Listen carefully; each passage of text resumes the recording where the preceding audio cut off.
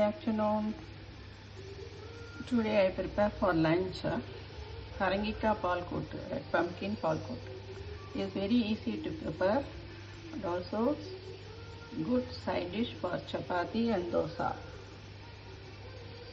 First you have to boil half cup or 1 cup of red pumpkin parangika. Alla cut pannittu enough water you add and little salt and boil it for 10 minutes. After it cooked well, you keep it aside. Then for this making paste, you have to grind half cup grated coconut and 15 pieces of cashew nut and boiled milk half liter or 250 ml, whichever your requirement.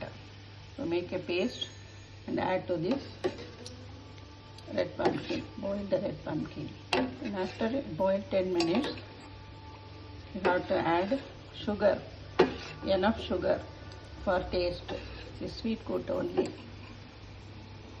Then ghee or coconut you can take, mustard, kadugu, 2 red chilli pieces, then little more urud dal.